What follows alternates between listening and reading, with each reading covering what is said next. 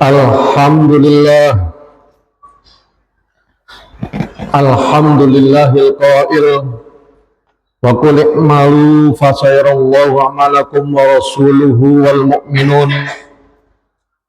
wa saturadduna ila alimil ghaibi wasyahadati fayunabbi'ukum bima kuntum ta'malun. Asyhadu an la ilaha illallah wahdahu la syarika lah wa asyhadu anna Muhammadan abduhu wa rasuluh. Allahumma sholli wa sallim ala asyrafil anbiya'i wal mursalin Sayyidina Muhammadin wa ala alihi wa sahbihi ajma'in, amma ba'd. Faya ayyuhal muslimun, usikum wa iyaya bittaqwallah faqad fazal muttaqun. Hadirin jamaah Jumat rahimakumullah, mengawali khutbah ini, wasiat takwa terlebih dahulu kami sampaikan khususnya untuk diri pribadi kami dan kepada kita sekalian. Marilah kita terus berupaya untuk meningkatkan ketakwaan kita kepada Allah Subhanahu wa Ta'ala dengan berusaha menjalankan segala perintah-perintahnya dan juga berusaha menjauhi segala larangannya. Kaum muslimin rahimakumullah, momen kali ini nampaknya merupakan momen yang pas karena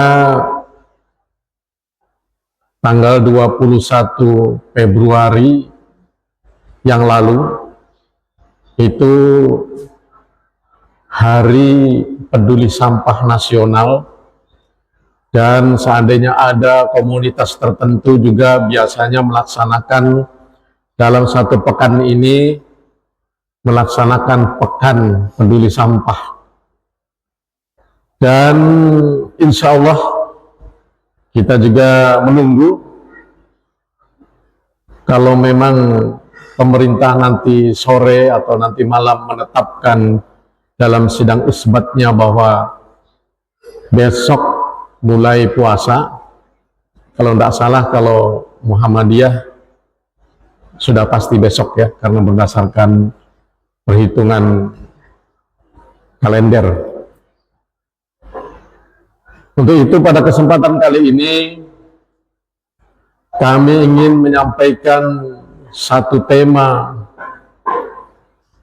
yang berkaitan dengan bersih-bersih sampah ini. Dan sampah yang kami maksud di dalam tema kali ini setidaknya ada 3 jenis. Yang pertama sampah asli, yang kedua sampah masyarakat, dan yang ketiga adalah sampah hati kita, sampah yang ada di dalam diri kita. Untuk yang pertama, yang sampah asli, sebagai orang Islam, sebagai kaum muslimin, ini tentu kita harus bersyukur karena ajaran kita ini sangat menekankan sekali tentang menjaga kebersihan.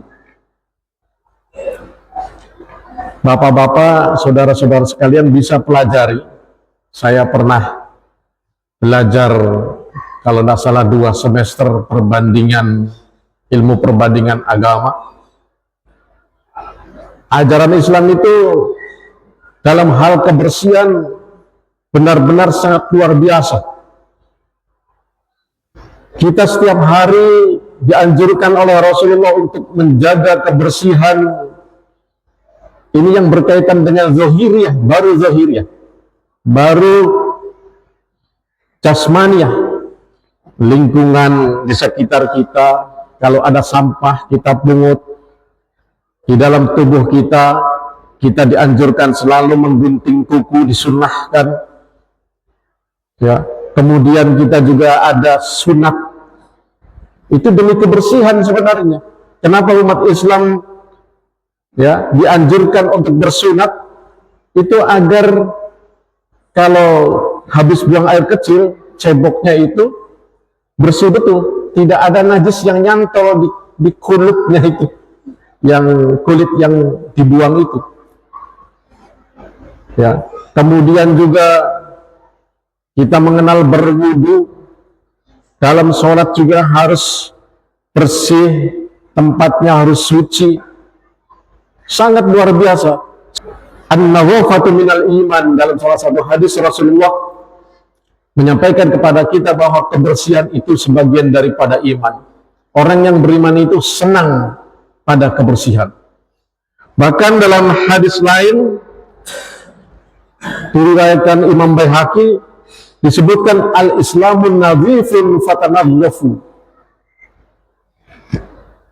fa innahu la yadkhulul jannah illa nadhifun. Luar biasa.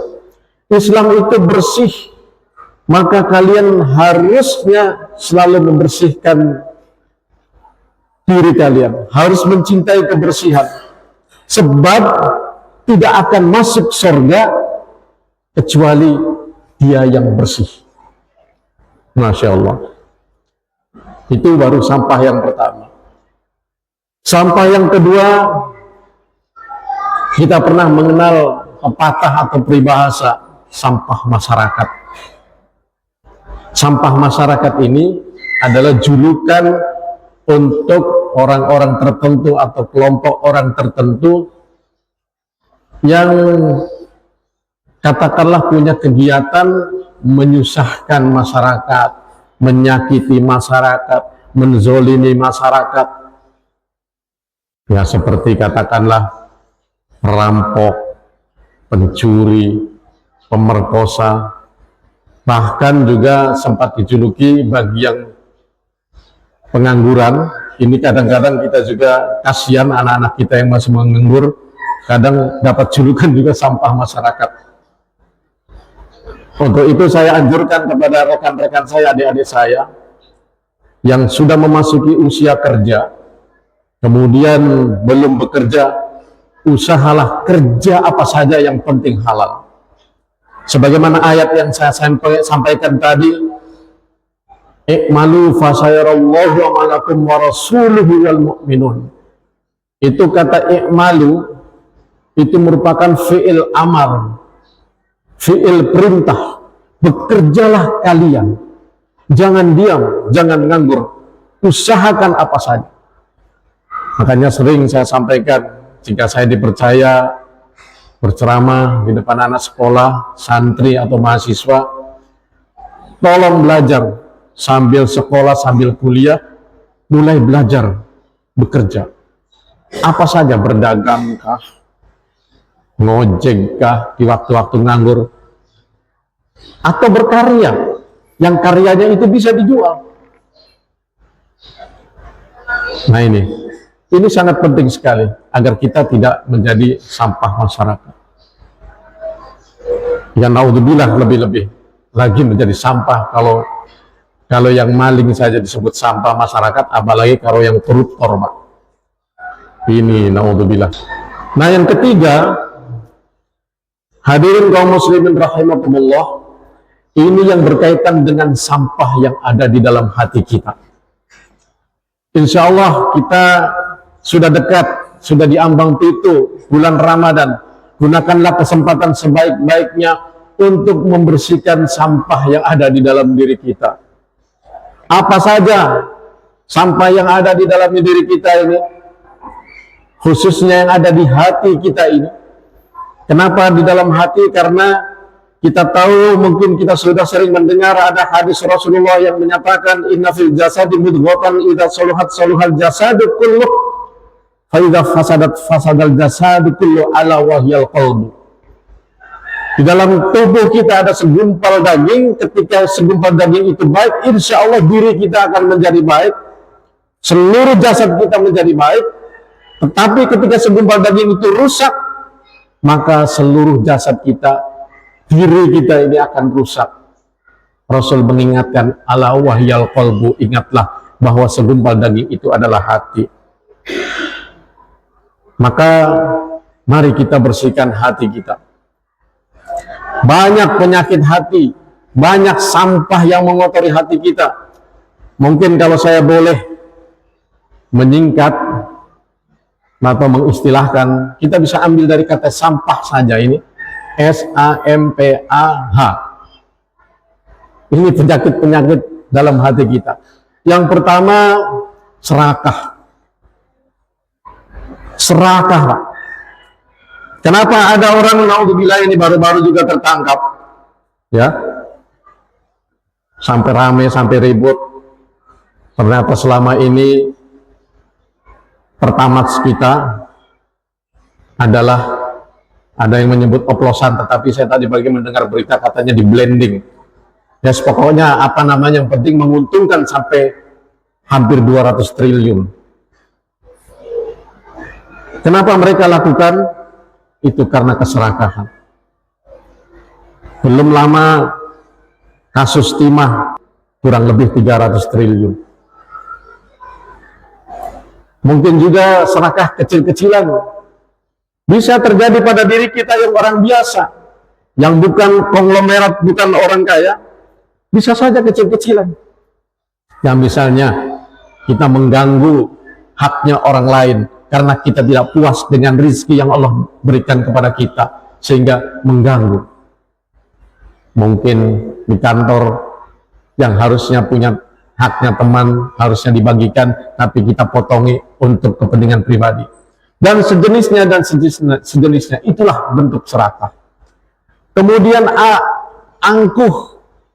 Ini juga penyakit hati, sampah hati, yang dalam ajaran Islam sangat dilarang. Wala tusair khaddaka linnasi wala tamshi fil ardi maraha.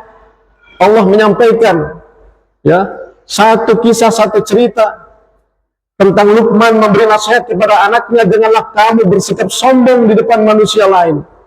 Sampai-sampai saking sombongnya merasa diri hebat, kemudian lewat saja dia memalingkan wajahnya, tidak mau menengok karena merasa dirinya lebih mulia daripada orang yang dilewati.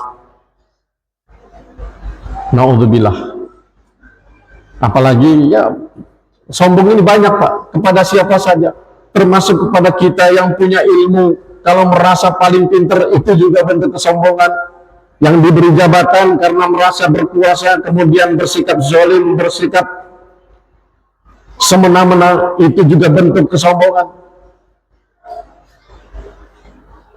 Nah, cuma yang paling ngeri lagi, ada juga, kalau biasa ya, kalau orang kaya itu sombong, biasanya karena ada yang disombongkan kayanya. Pejabat sombong, itu ada yang dia sombong karena jabatannya. Tapi yang paling dilarang, yang paling justru Rasulullah sorot, ada juga orang miskin, orang susah, sombong. Tidak ada, Pak, banyak. Dia tidak punya apa-apa, tapi merasa dia paling hebat. Na'udzubillah. Kemudian penyakit hati berikutnya, marahan. Mudah marah, emosional, temperamental, dan ini juga membuat kekacauan. Dalam keluarga saja, kalau kita sering marah, sering bertengkar dengan istri, dengan anak, hubungan dengan keluarga kita bisa kacau, bisa terjadi perceraian, bisa terjadi KDRT, kekerasan dalam rumah tangga, bisa sampai anak menyimpan dendam karena emosi yang kita ajarkan kepada mereka selama kita mendidik mereka, yang kemudian mereka pun menjadi emosional. Salah satu sahabat Rasulullah pernah meminta wasiat kepada Rasul, ya Rasul, ausini ya Rasulullah, berilah aku wasiat. Apa jawaban Rasul? Qala la taghdab. La taghdab, la taghdab. 3 kali Rasulullah memberi wasiat kepada sahabatnya. Janganlah marah, janganlah engkau mudah marah, janganlah engkau mudah marah. Ini pesannya sederhana tetapi luar biasa, Pak. Kenapa sampai antar negara perang? Karena kemarahan, Pak. Kenapa sampai terjadi, naudzubillah, teman misalnya sekantor, gara-gara tersinggung sedikit kemudian terjadi permusuhan karena amarah dan lain sebagainya. Kemudian yang berikutnya, sampah, pelit. Nah, ini juga penyakit hati kita, Pak. Silakan buka-buka Al-Quran, silakan dengarkan ceramah ustadz-ustadz yang lain. Itu digambarkan bahwa di antara yang disesali oleh mereka yang sudah meninggal dunia, Pak, seandainya katanya saya diberi waktu sedikit lagi oleh Allah hidup di dunia, fa asaddaqa wa akum minas sholihin, saya akan perbanyak sedekah. Nah, ini kalau kadang-kadang kita berat bersedekah itu karena kotoran, Pak, penyakit hati kita yang berupa pelit itu. Kemudian berikutnya adalah ambisius. Nah, ini ambisi boleh, Pak. Dalam ilmu psikologi ambisi dan ambisius beda. Ambisi orang punya keinginan, punya cita-cita, bagus. Tapi ketika ambisius, dia memaksakan diri, bagaimana caranya, apapun caranya, cita-cita saya, keinginan saya harus dicapai. Itulah ambisius. Yang efek negatifnya adalah karena harus bisa berhasil, sehingga kadang-kadang dan sering kali menggunakan segala cara yang dilarang oleh Allah pun dilakukan. Pengen jadi pejabat karena punya ambisius, sudah tahu ar-rashi wal murtashi kulluhum finnar,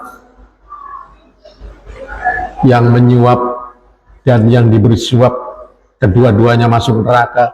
Tidak peduli, yang penting saya bisa jadi pejabat, saya keluarkan uang untuk menyuap. Naudzubillah. Itu ambisius, Pak. Kenapa tidak peduli lagi dengan rambu-rambu, dengan aturan-aturan, dengan hukum-hukum yang Allah sudah sampaikan kepada kita melalui para penceramah, para kiai, para ustaz.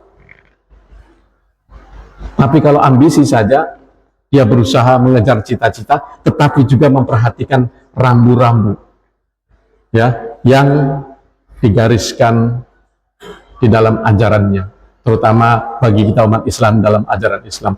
Dan yang terakhir adalah hasad, rasa hasud, rasa apa ya, awalnya dari iri, Pak. Orang lain naik jabatan, iri, muncul tambah hasud. Bagaimana supaya dia tidak bahagia, dijatuhkan dia, difitnah dia, didoti dia, dan lain sebagainya.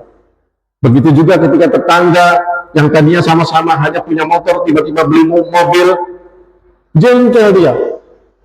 Kemudian bagaimana caranya menghancurkan tetangga itu? Itulah penyakit hati yang mudah-mudahan insya Allah mari kita siap-siap membuka hati kita untuk memasuki bulan suci Ramadan ini, agar hati kita dibersihkan oleh bulan suci Ramadan. Tentu saja kita niatkan berpuasa, beramal di dalam bulan suci Ramadan dengan penuh imanan wahtisaban, dengan penuh keimanan dan mengharap semata-mata karena Allah Subhanahu wa taala. Barakallahu li wa lakum fil Qur'anil azim wa nafa'ani wa iyyakum bima fihi minal ayati wa dzikril hakim wa taqabbal minni wa minkum tilawatahu innahu huwas samiul basir.